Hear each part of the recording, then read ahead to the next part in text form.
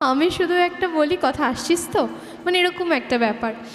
তো সেই ডাকে, সেই প্রাণের টানে কথা প্রতিবার আমাদের কাছে আসে, আর এবারও এসেছে। আমি সত্যি ভীষণ রকমভাবে শ্লাঘাবোধ করছি। এবারের মঞ্চ অগ্নিভ আর কথার, এবং অবশ্যই সঙ্গে রয়েছে তনয়া আর সম্রাট। নমস্কার সকলকে, আবারও জানাচ্ছি শুভ সন্ধ্যা। যেটা বলার সেটা হচ্ছে, প্রত্যেক বছরের মতো এবছরও আমরা গানে, কবিতা এবং নাচে মেলবন্ধনে একটা কিছু করবার চেষ্টাই করেছি মাত্র, কারণ এবছর আমরা ভীষণ কম সময় পেয়েছি আমাদের এটা রিহার্সাল করবার জন্য। এবং আমাদের সঙ্গে নৃত্যে রয়েছে সম্রাট দা এবং তনয়াদি, এবং আমার পাশে বসে রয়েছে আমার কুম্ভ মেলায় হারিয়ে যাওয়া দিদি, কথা দিদি, যে আমার জীবনের এখন অবিচ্ছেদ্য অংশ। আমার বাবা মা এমন অনেক কিছু জানে না যেগুলো কথা দিদি জানে। আমার সাথে কথা দিদির সম্পর্কটাই সেরকম। আমি শুধু কথা দিকে বলে দিই, কথা দি পুরো স্ক্রিপ্টটা তৈরি করে, মিউজিক তৈরি করে, সবটা করে দেয়, এবং আমাকে বারবার পাঠিয়ে বলে যে প্র্যাকটিস করেছিস কি না। এটাই কথা দি, এরকমই সম্পর্ক আমার সাথে কথা দির। শুরু করছি আমাদের আজকের নিবেদন।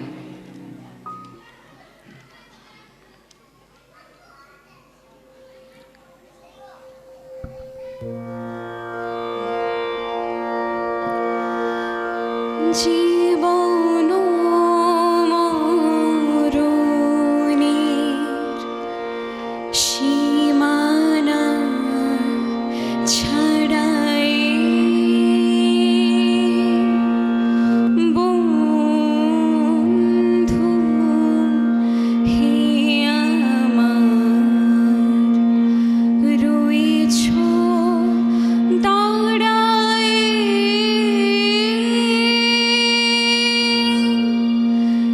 জীবন মরণের সীমানা ছাড়াই।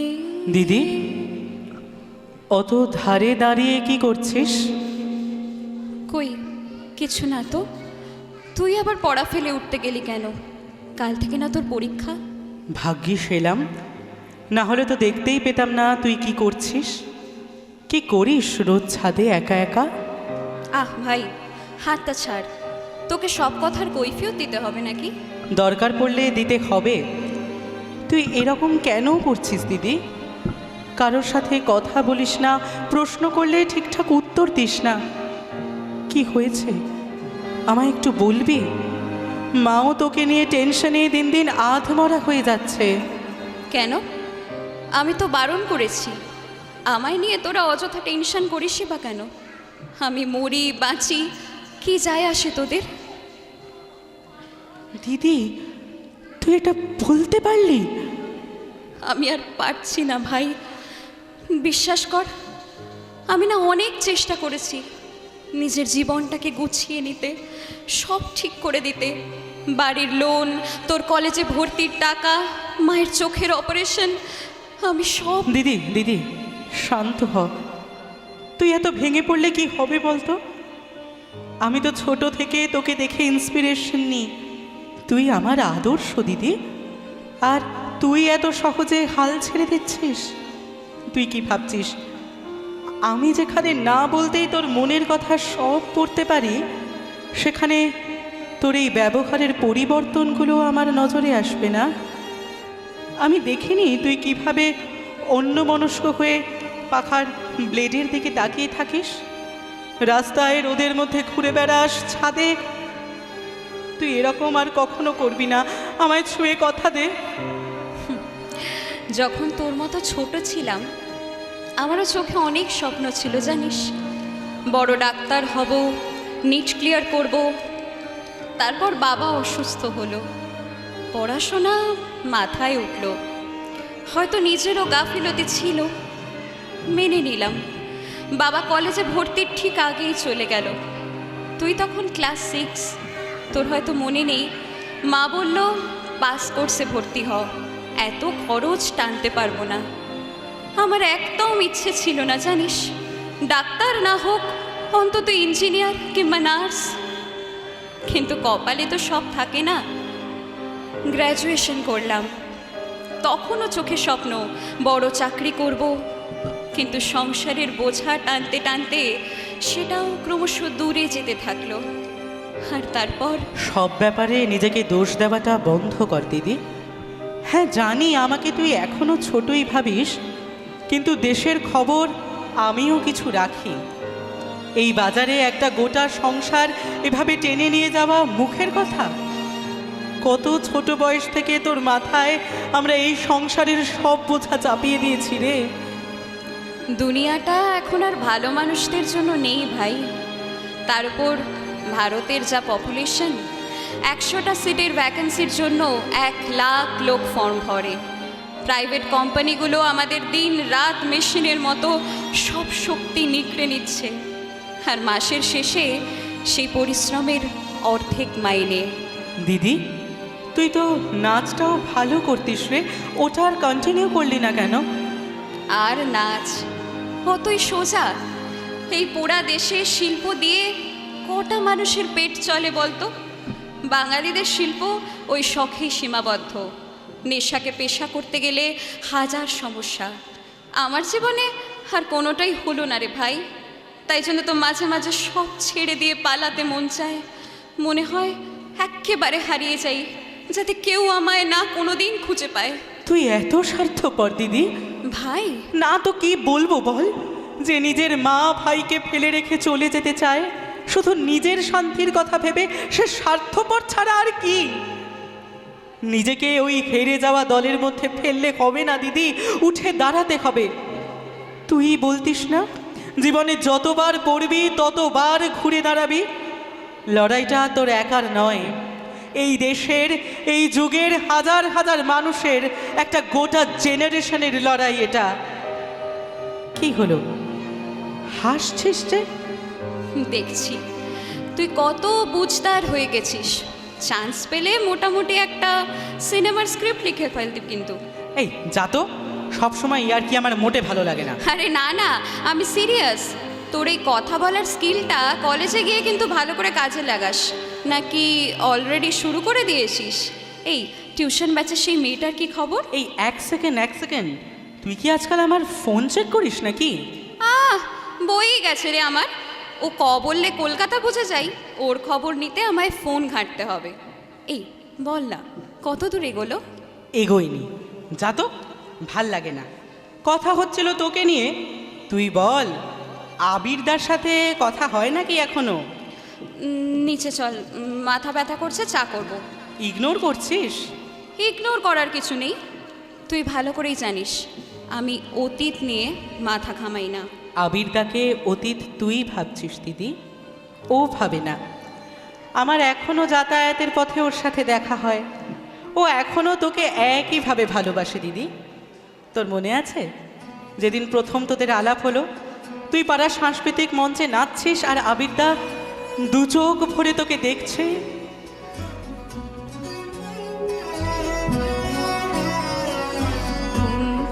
তনু দল গুঞ্জিত বাদল পুঞ্জিত শ্যামল মালা, কম্পিত তনু দল গুঞ্জিত বাদল পুঞ্জিত শ্যামল মালা, নৌল কিশোর মম কোমল নিরসম, নৌল কিশোর মম কোমল নিরসম, ক্ষণে গোরা চাঁদ ক্ষণে কালা, ক্ষণে গোরা চাঁদ ক্ষণে কালা, কম্পিত তনু দল গুঞ্জিত বাদল গুঞ্জিত শ্যামল মালা।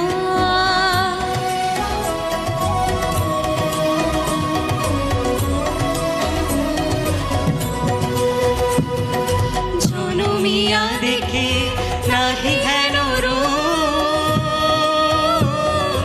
জনমিয়া দেখে নাহি হেন চাঁদেরও মুকুর যেন চাঁদেরও স্বরূপ, পরশিয়া মনোহর চিতুজন থর থর, মধুকপিহিরি যথা সমধু, পরশিয়া মনোহর চিতজন থর থর, মধুকপিহিরি যথা সমধু, ছোঁয়া চন্দনহার কুলসোজা বাহার, ছোঁয়া চন্দনহার কুলসোজা বাহার, জয়পিনে কণ্টক জ্বালা। নল কিশোর মম কোমল নিরসম, নল কিশোর মম কোমল নিরসম, ক্ষণে গোরাচার ক্ষণে কালা, ক্ষণে গোরাচার ক্ষণে কালা।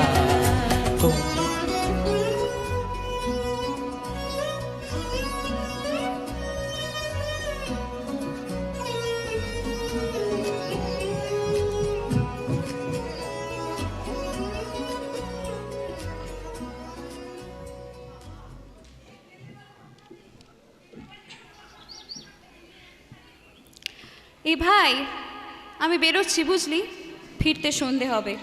মাকে একটু দুপুরের ওষুধটা খাইয়ে দিস, আর মোবাইলটা ছেড়ে একটু পড়তে বসিস। বুঝলাম। নতুন পারফিউম, ব্যাগটাও তো বেশ ভারী ভারী লাগছে। কি গিফট নিয়ে নাকি? এই এক চড় মারবো, ব্যাগে হাত দিবি না, ছাড়, নিজের কাজ কর গিয়ে। এ দিদি, বল না বল না, আবিরদা কোথায় ওয়েট করছে? কিরে, পালাচ্ছিস টালাচ্ছিস নাকি? আরে বল না বল না। খুব শখ না জানার? তা শখ থাকবে না?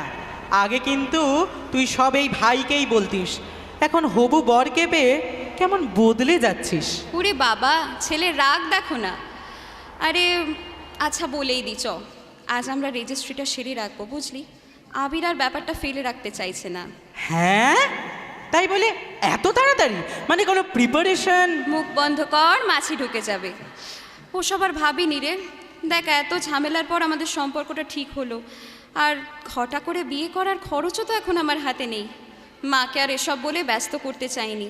ওর একটা বন্ধু আসবে সাক্ষী দিতে, পরে তো সোশ্যাল ম্যারেজ হবেই। তুই এদিকটা একটু ম্যানেজ করে দিতে পারবি না? আপনার জন্য ম্যানেজই তো করে আসছি সারা জীবন। চলুন পৌঁছে দিয়ে আসি, তারপর সই টই হয়ে গেলে যেখানে খুশি ঘুরিস।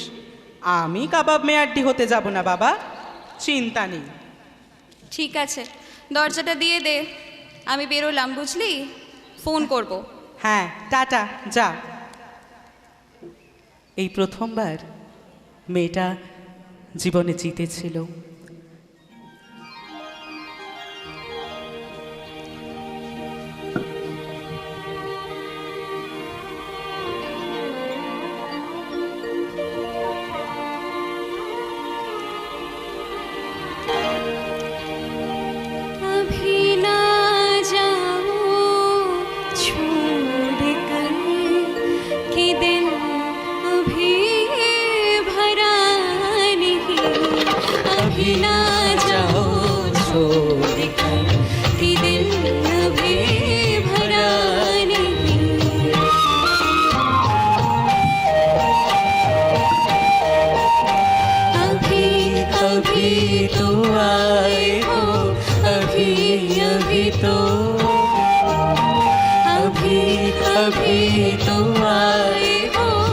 बहार बन के छाए हो, हवा जरा महक तो ले, नजर जरा बहक तो ले, ये शाम ढल तो ले जरा,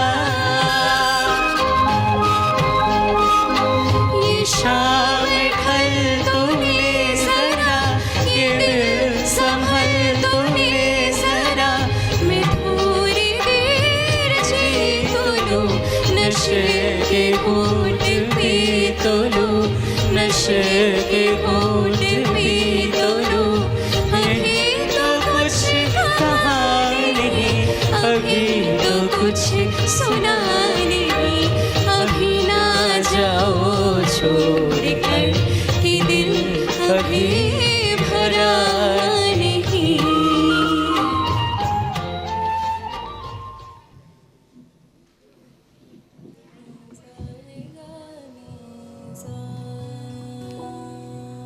প্রায় 10 বছর হয়ে গেল তুই নেই। এখনো বিশ্বাস করতে পারি না।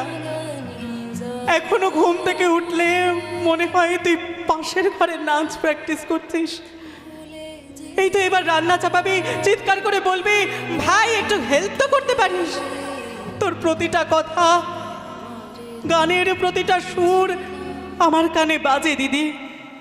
আচ্ছা, প্রতিটা অপু দুর্গার গল্পে দুর্গাকে কেন চলে যেতে হয় আমাকে বলবি?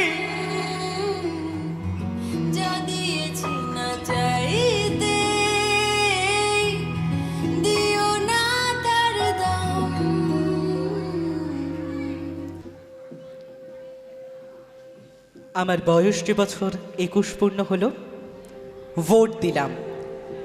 দ্বিতীয়বার যখন চটের পর্দা ঢাকা ঝুপড়িতে ঢুকে প্রগতিশীল প্রতীক চিহ্নে ছাপ মারছি, তখন আমি 26। 29 বছর বয়সেও বিশ্বের নিঃস্বতম গণতন্ত্র রক্ষার জন্য আমার প্রাণ আকুল হয়ে উঠেছিল। কিন্তু এই বছর ভোটের দিন সারা দুপুর তক্তপোষে শুয়ে বেড়ার ফাঁক দিয়ে পতাকা ওড়ানো রিকশার যাতায়াত দেখেছি, কিন্তু ভোট দিতে চাইনি। না, আমি ভোট বয়কট করিনি, ভোট আমাকে বয়কট করেছে। কারণ আমার বয়স এখন 31। 30-এর পর সরকারি চাকরি পাওয়া যায় না। যে সরকার আমাকে চাকরি দেবে না, সেই সরকার গঠনের জন্য গায়ে আমার পুলক লাগে, চোখে ঘনায় ঘোর, এরকম আশা করা যায় না। বিশেষ বিশেষ ক্ষেত্রে অবশ্য বয়স 5 বছর শিথিলযোগ্য, কিন্তু আমার ক্ষেত্রে সেই বিশেষ কারণ বিশেষভাবেই অনুপস্থিত। অগত্যা সরকারি চাকরি পাওয়ার একটাই উপায়, সার্টিফিকেট জাল করে বয়স কমিয়ে ফেলা। আমার বাবা সৎ ছিলেন, তাই হে নন্দিত নেতৃবৃন্দ, যদিও আমার চোখের ওপর আপনাদের অনির্বচনীয় লীলাময় জীবন খোলা আছে, তবু জালিয়াত হতে পারবো না। এই গঞ্জের বাজারে ন্যাড়া হাতিমতলার কাঁচা পাকা চুলে, পুরু কাচের চশমা চোখে যে বৃদ্ধটি কুঁচো হয়ে মানধাতার আমলের আমার এবং আমার মতো শত শত চাকরি প্রার্থী এবং ভোটদাতা, অর্থাৎ আপনাদের পরমান্য দাতা যুবকের হাজার হাজার দরখাস্ত টাইপ করে দিত, একদিন ভর দুপুরে তার বুকের বাঁ দিকের লড়ছড়ে টাইম মেশিনটা বিগড়ে গেল। এরপর একের পর এক বহুমুখী বাণিজ্য বিস্তারে আমি বিড়লাকেও ছাড়িয়ে গেলাম, কিন্তু বেড়ালের ভাগ্যে শিকে ছিল না। ফলে প্রায় বিনা চিকিৎসায় মা মারা গেল। আমাদের এখানে গত 20 বছরে 8খানা হাসপাতাল হয়েছে, বাকি 8খানা আর হবে না। রোজ বিকেলে মা যখন হাত পুড়িয়ে আমার জন্য রান্না করত, তখন সেই স্যাঁতস্যাঁতে অন্ধকারে ধোঁয়াটে আগুনের সামনে বসে থাকা মাকে আমার ভারতবর্ষ বলে মনে হতো। দিদির মৃতদেহ দড়ি কেটে নামাবার পর থেকে মা একদম চুপ হয়ে গিয়েছিল। যার সঙ্গে দিদির বিয়ে হয়েছিল সে গরিব ছিল, কিন্তু দারিদ্র তাকে মহানও করেনি বা কৃষ্টের সম্মানও দেয়নি। এক চোরা কারবারি শ্রমিক নেতার ডান হাতে পরিণত করেছিল। সেই নেতার সঙ্গে মন্ত্রীর যোগাযোগ ছিল, মন্ত্রীর সঙ্গে কেন্দ্রের যোগ ছিল, কেন্দ্রের সঙ্গে পরিধির যোগ ছিল, পরিধির সঙ্গে ব্যাস এবং ব্যাসের সঙ্গে ব্যাসার্থের সংযোগ ছিল, এবং এই সব সূক্ষ্ম যোগাযোগগুলি একসঙ্গে গিট লেগে একটা গোটা নাইলনের দড়ি হয়ে দিদির গলায় ফাঁস লাগিয়ে দিয়েছিল। আমার বন্ধুরা যারা ঠিক ঠিক জায়গায় তেল সরবরাহে আরব রাষ্ট্রগুলিকেও হার মানিয়েছে, আমি যদি তাদের সঙ্গে প্রতিযোগিতায় নামতে পারতাম, তাহলে আমার গলায় বাদামের ঝুড়ির বদলে আজ নেকটাই ঝুলত। এবছর জীবনের সর্বশেষ ভোটটি দিয়ে মা চলে গেলেন, ভারতবর্ষ পড়ে রইল। আমার আর কোনো দায় নেই, যেহেতু আজকের দর্শন আগামীকালের সংস্কার মাত্র। এখন যদি সন্ন্যাসী হয়ে যাই, বন্ধুরা বলবে পালিয়ে গেল। যদি আত্মহত্যা করি তাহলে কাপুরুষ, আর যদি সোজাসুজি প্রতিবাদ করি তাহলে আপনারা আমাকে দেশদ্রোহী বলে দাগিয়ে দেবেন। এতদিন চাকরি খুঁজেছি, পাইনি। এবার ভাবছি আমরাই আপনাদেরকে একটা চাকরি দেব। আমরা যারা বেকার, আধা বেকার, ভবঘুরে, বাউন্ডুলে, যাদের জমি নেই কিন্তু জমিতে খাটে, বাড়ি বানায় কিন্তু বাড়ি নেই, যারা শহরে আলো জ্বলে কিন্তু যাদের কুপিতে তেল নেই, যারা কোনোদিন একটা ভালো জামা পরেনি, শরবত খায়নি, বেড়াতে গিয়ে পর্বতমালার স্তব্ধ নিরাশি ও মহত্বকে স্পর্শ করেনি, যারা জন্মায় আর খাটে, খাটে আর মরে, যারা পিঁপড়ের মতো পোকা মাকড়ের মতো, সেই সব নিরক্ষ নগণ্য অবজ্ঞাত তরুণ দল, যারা আগামী দিনের ভারতবর্ষের, গোটা পৃথিবীর এবং সমগ্র সৌরজগতের মালিক, আমি তাদেরই একজন হয়ে এই জাংশন স্টেশনে বাদাম বেচে যাচ্ছি। আর সমস্ত শুকনো খোসা বাতাসে উড়ে যায়, বাতাসের সঙ্গে আকাশ স্পর্শ করে মানুষের অনন্ত ঘৃণার আগুন। সেই আগুনের পাশে বসে আছে আমার মা,